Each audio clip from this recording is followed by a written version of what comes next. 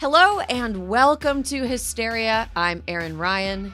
And I'm Alyssa Mastromonaco. The news continues to be. Suck.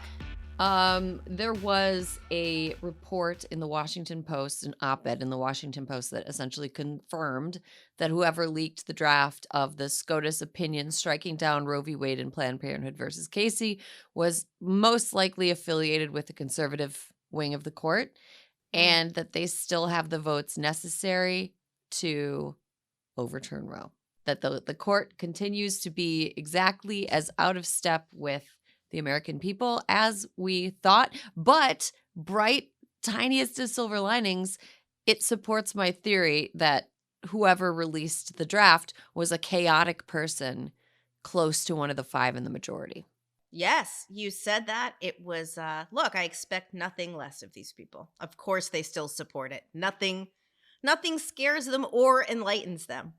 Yeah, they're like completely out of line. Here's something that I've been thinking a lot about, before we get into what people are trying to do to prepare for what looks more and more like an inevitability. I think, a lot of the conversation about Roe has been like, look, the people most impacted will be people who are already marginalized, which is 100% true.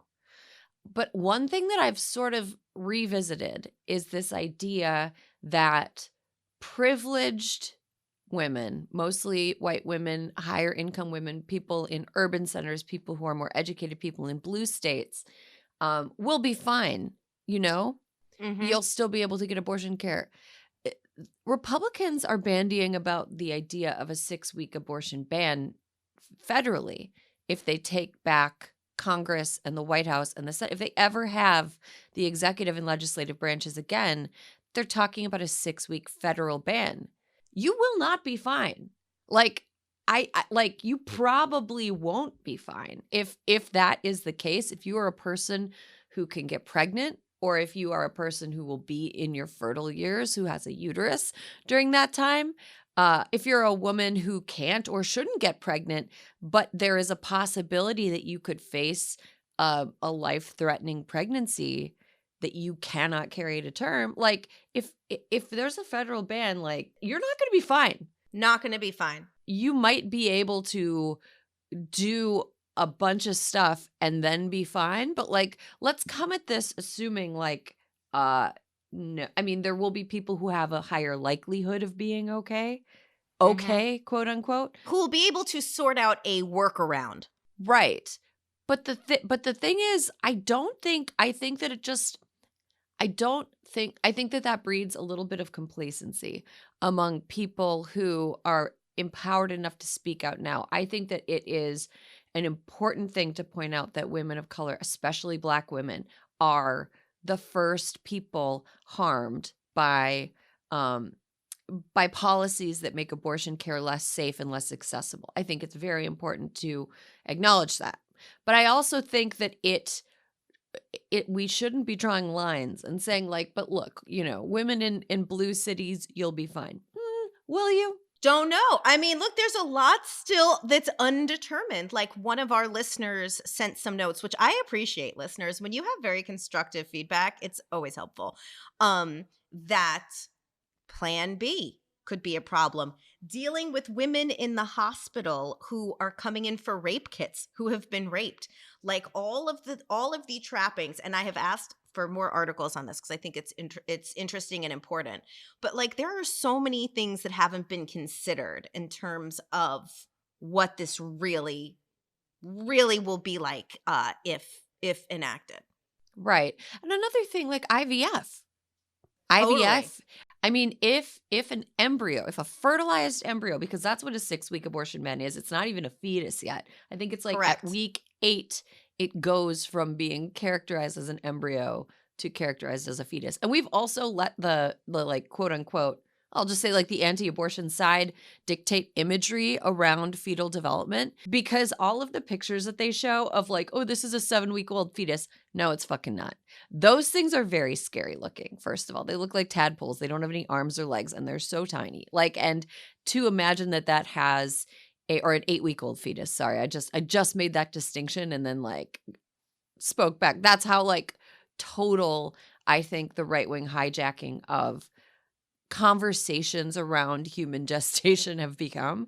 The thing is, like, embryonic like blastocyst transfers will be impacted because if those are babies, If those like, are babies, if you don't use them all, what do?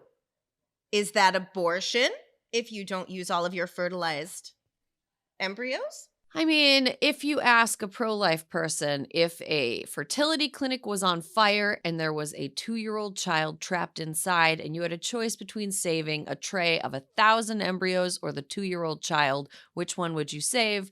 None of them would say 1,000 embryos.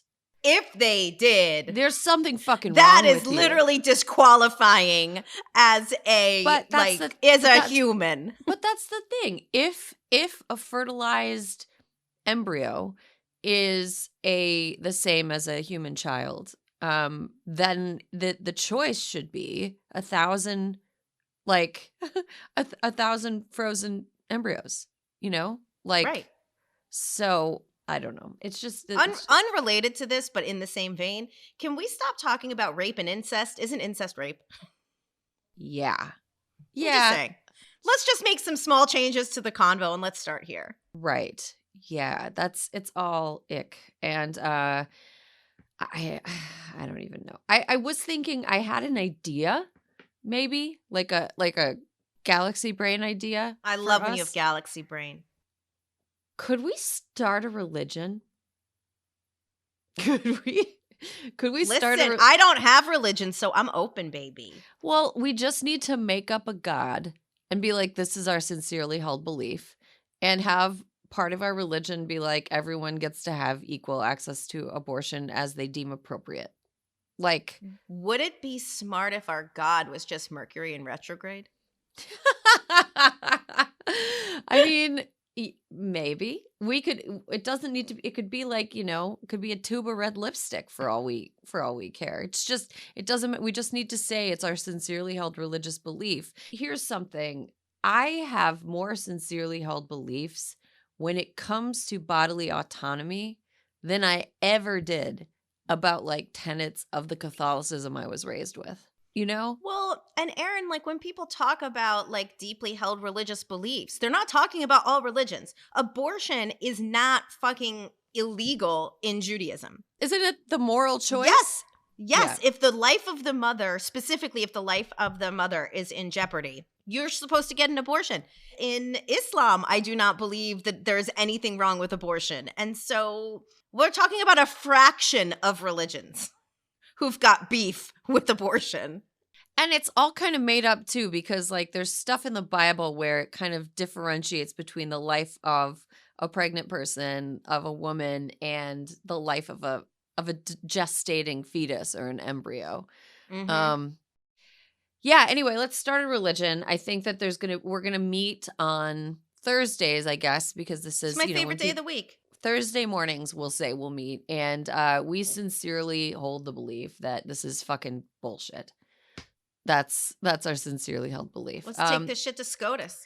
I mean, look, they'll figure out a way to use some jiggery pokery to get around the fact that the only religious beliefs that matter are evangelical American white nationalist Christian Probably sincerely true. held beliefs. But let's just make them say it at least. Let's at least make them say it. Speaking of making them say it, Alyssa, what's the latest in the U.S. Senate vote to codify access to abortion at the federal level? Well, Erin, this very important vote, LOL, that is going to, we're getting people on the record. So last I have heard, it's definitely not going to pass. Not anywhere close, it seems. Small shout out to Bob Casey, who is not pro-abortion, but will be voting for this because he thinks that it is important that women have a fucking choice.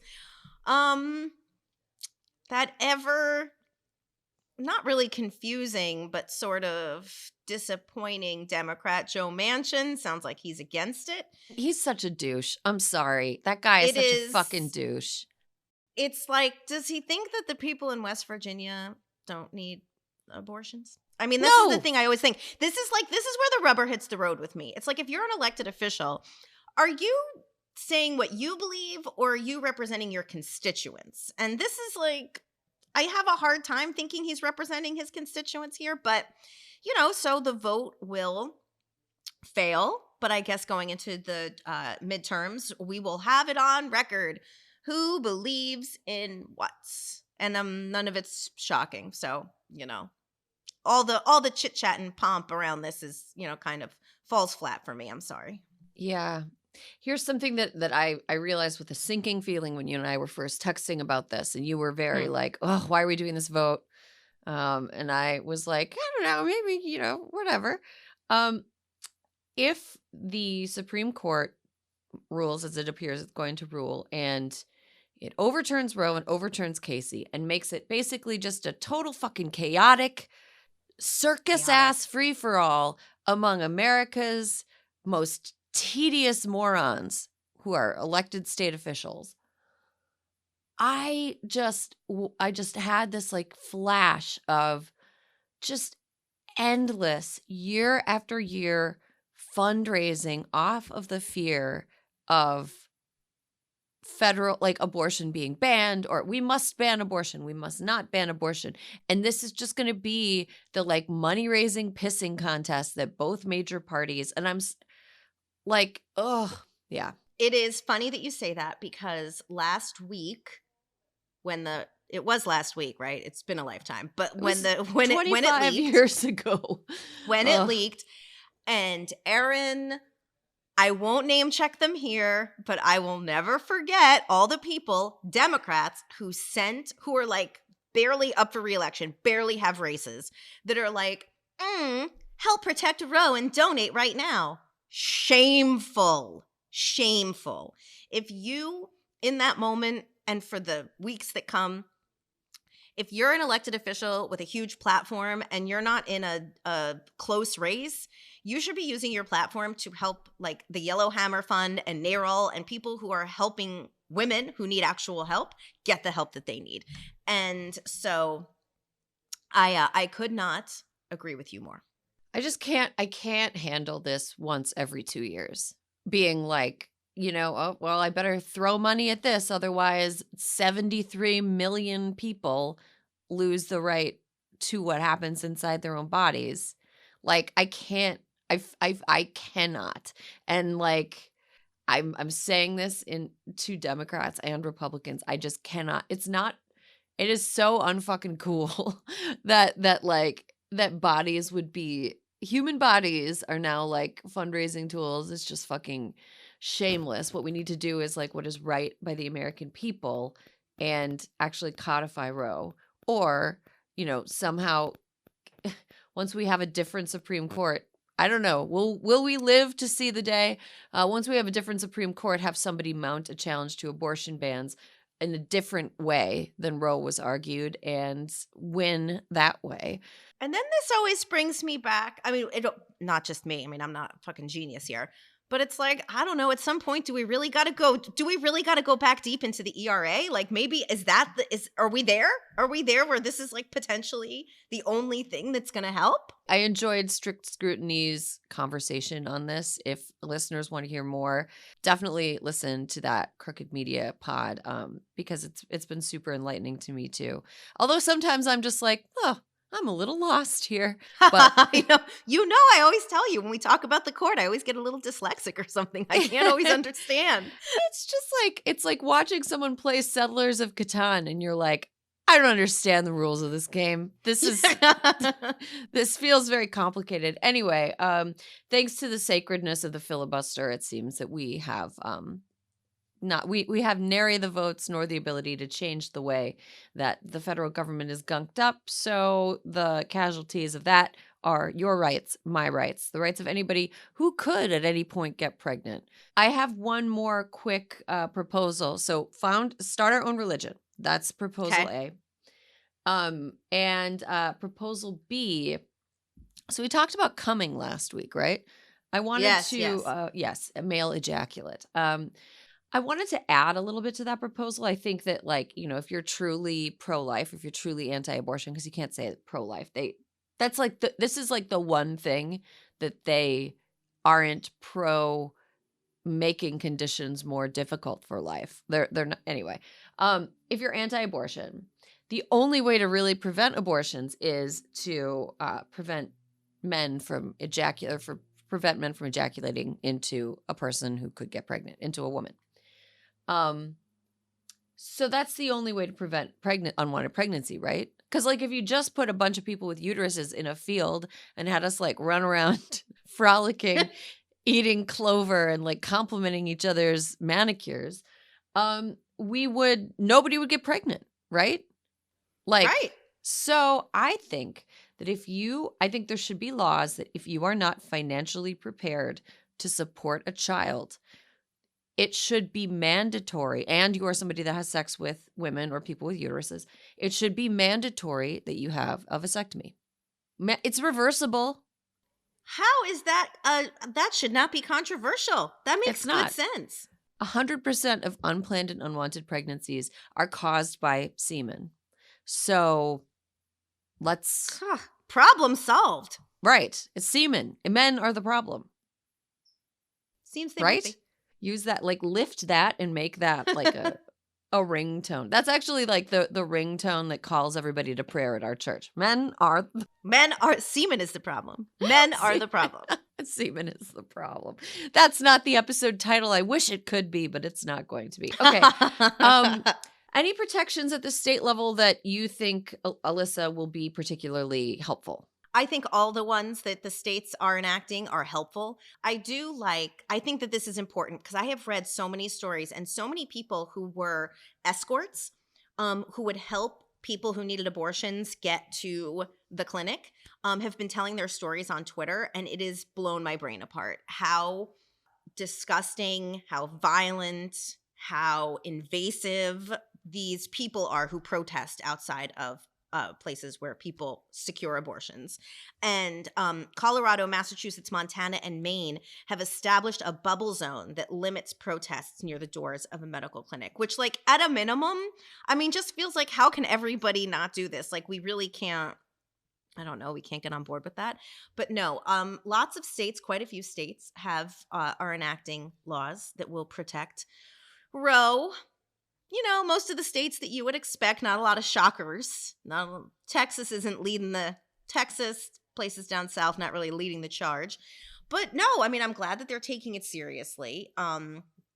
Like New Mexico, Kansas, Montana, Alaska, Florida, and Minnesota, the right to an abortion is protected by a state Supreme Court precedent. So that's good. I mean, seems again like something that can be overturned since we don't care about precedents anymore. But any state that's doing anything to make their constituents, their citizenry, be a little protected is good. But I mean, all of it just feels tenuous, I guess.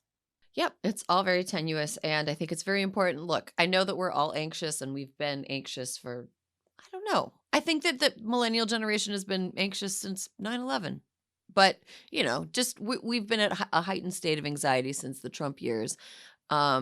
I think it's just really important for if you live in a state where it's even up for discussion, that you pay attention to state and local politics and vote and help out in the way that you can so that things are protected for you at your local level, because federal government ain't helping you. They're going to raise money, but they're not going to help you. And I know that's cynical, but I feel like with this Senate and with the filibuster, it's not coming from Washington. It's going to have to come from state houses until we figure out a way to, until, you know, Alito is visited by 3 spirits in the night: the ghost of abortion's past, the ghost of abortion's present, and the ghost of abortion's future, and is scared into moral straightness. And you know what? One thing that you and I have been talking about a lot this week that I wanted to actually just raise real quickly: the protests outside of the SCOTUS homes. I wrote about this. I know you did. And I was really, I mean, mostly because I'm terrified of the QAnon MAGA crowd. And I'm like, well, we shouldn't incite them. Right. No. Here's the thing. They've been incited, first of all. I know. But I had no idea. And I'm sure if I didn't know that there are other people on this planet who did not know that the Supreme Court many years ago, when I was in high school, and I am 46, upheld the right for people to protest at the homes of abortion providers. So, sorry, in this one, I was trying to be real above the fray. Sorry, nope, this one, goose, gander. Whatever's good for them is good for them. So if everyone's being peaceful, not and peacefully protesting, I'm sorry, but you did this to yourselves in the 90s. Yeah, I was just thinking people who are kind of pearl clutching over the protests outside of Supreme Court justices' homes. It's like, you know, what is protest supposed to be if not reaching those that are empowered to make the change? Like, do they want us to just like gather in a field far away from where anybody can see or hear us and like whisper our wishes into the wind? Like, it's not a protest if nobody can hear it, or if it's not like at least a little bit disruptive. And I don't know. Like, I just cannot respect the sanctity of the sidewalk outside of Brett Kavanaugh's home if he cannot respect the sanctity of what happens inside of the bodies of 73 million of his fellow citizens. Sorry, bro. I'm not gonna get upset about that. Nope. But anyway, consider the libs triggered. Okay, we have a toast this week. We're gonna end on a high note. Yeah, just a little quickie. Jessica Cisneros is running for Congress in Texas's 28th district. This is a primary, and it's important because she is running against Congressman Cuellar, who is an anti-choice, anti-labor, pro-NRA Democrat who voted with Donald Trump and the Republicans almost 70% of the time in the last Congress. So, Erin, we just want to flag.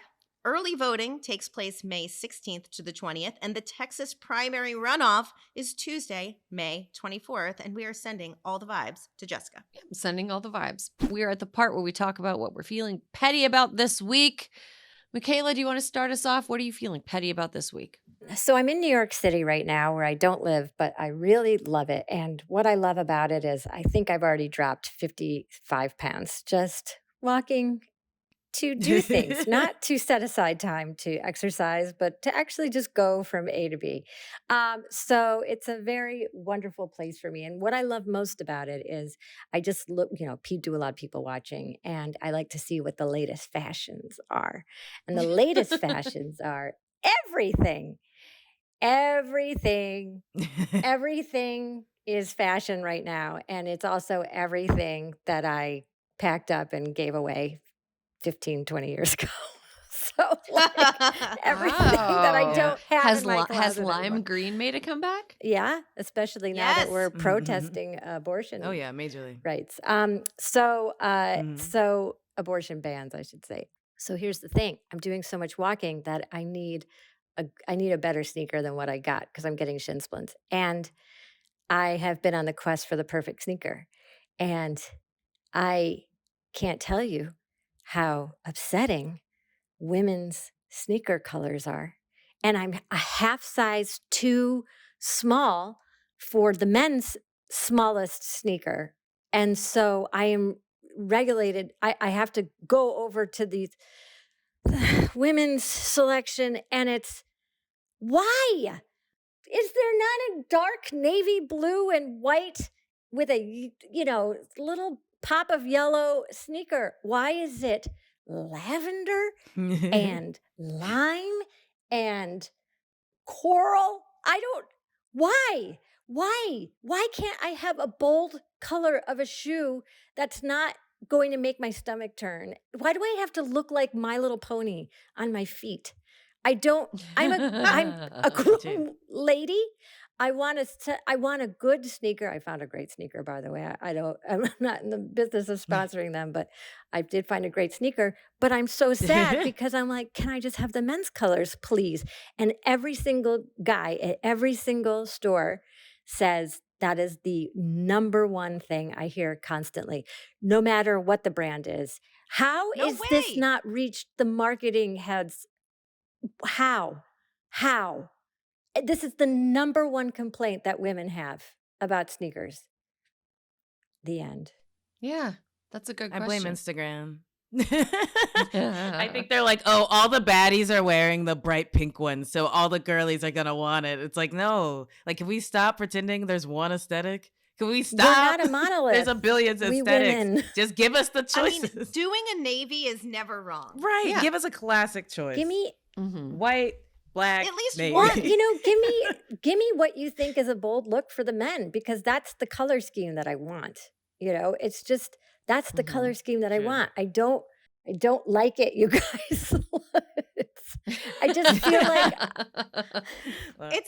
It's like 2 summers ago when all Erin wanted were red leggings. Remember plain red leggings? Plain red leggings for exercise. I wanted like primary colors for like women's exercise gear, and they just did not. oh right, this is exercise exist. gear.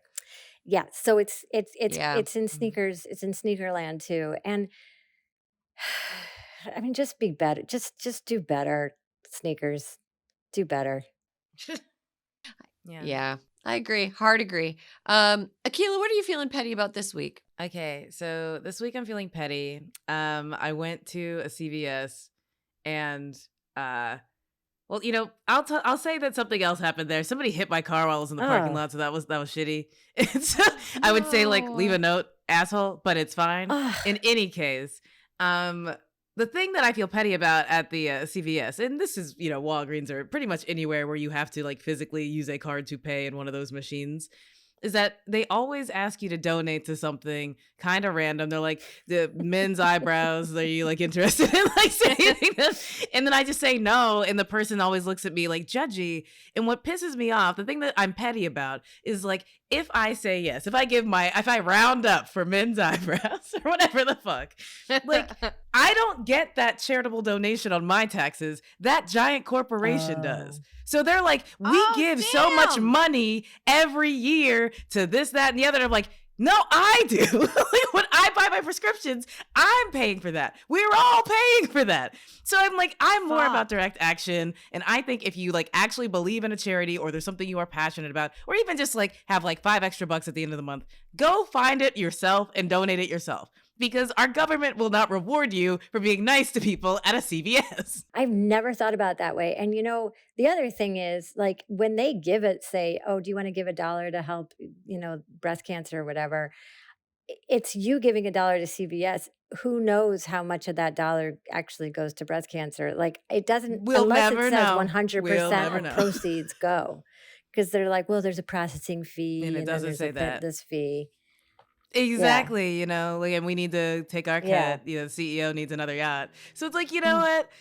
Maybe that's messed up, and I'm gonna get a bunch of charity people being like, Akilah, we're not gonna get the CVS donations. But I think if people know this, maybe they'd be more willing to give, on their own. I think most of the time when people turn that down, it seems like a much higher sum. But at the end of a year where you're buying prescriptions, it's actually not. Like that $20 or whatever, pans out. So just, I would say, don't feel ashamed about saying no, because I am so tired of people staring me in the eyes like, how could you say no to like men's elbow cream? Like, why wouldn't you support that? And I'm like, okay, it's not that I don't support that. It's that I'm not going to pay it here. Okay. That's a really good thing to feel petty about. I think that's great. And that's a good, public service announcement also. You don't need to round up at CVS. Round up in your heart and then write a check. Yeah, they rounded up yourself. Inflation. I don't see them rounding down the price of the pads I bought. So like Right. figure it out. Yeah. Alyssa, what are you feeling petty about this week? Okay. Has anyone watched The Staircase yet on HBO? No, is it No, good? but is that one of those the husband did it things? Well, okay. So Erin, you're sort of hitting my petty nail on the head. Here's the thing, is that all of these, these HBO shows are very expensive. And, so I know that it costs a lot. And I'm like, okay, so I'm watching this and it's like, takes place in North Carolina. There was a documentary about the show years ago. It's Colin Firth, Toni Collette. I watched the first 3 episodes and I'm like, let's be honest, that's just an expensive Lifetime movie. Like, and if that's what we want, it should be fine. But then like, let's not shade Lifetime movies, because this is literally like just an expensive Lifetime movie. And so anyway, it's made me want to go back through like the greatest Lifetime movies of all time and be like, what can we reboot here? What if the little elevation and better stars would be the new HBO Max show?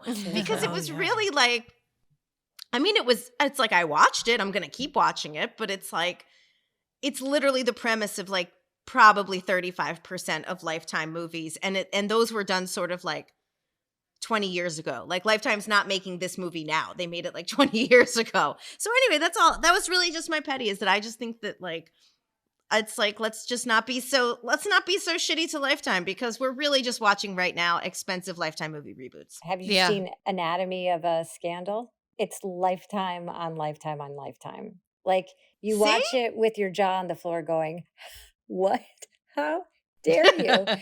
As it rolls into the next episode, and you're like, honestly, how dare you? As it rolls into the next episode, and you're like, well, now I gotta watch what happens. I gotta find out who did it. Of course you do. And it's like, of course I'm going to watch to the end, but like, I don't know. It's like Lifetime's been doing it for years. Let's give them a little credit. Yeah, I agree. That's true. Okay, so I have like just a small petty before I kind of introduce a like new segment that we're just kind of like playing around with. You know what? I am over these like prestige multi-part documentaries that are essentially just a bunch of people taking way too long to tell the story that was originally an article. Like, I'll just read the article and I'll be done reading the article in 25 minutes rather than spending like 6 hours listening to people talk about it and over B-roll footage of like planes taking off. You know, like I don't need, this is taking forever. Like I've got to, life is short. I need, anyway.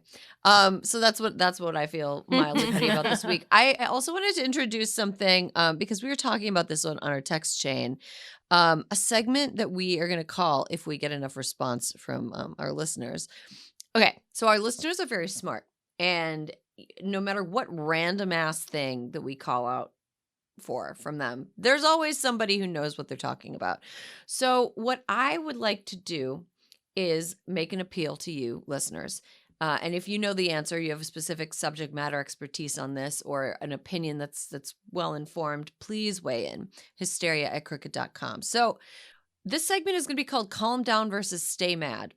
I'm going to tell you something that I read online, and I'm like, should I calm down about this? Or should we stay mad? Is this really something that is worth getting upset about? So this is the thing that I am concerned about this week. Data security on period tracking apps. In light of Roe v. Wade possibly being overturned and abortion being criminalized in some places, should we be worried about data security on apps that help us track our period?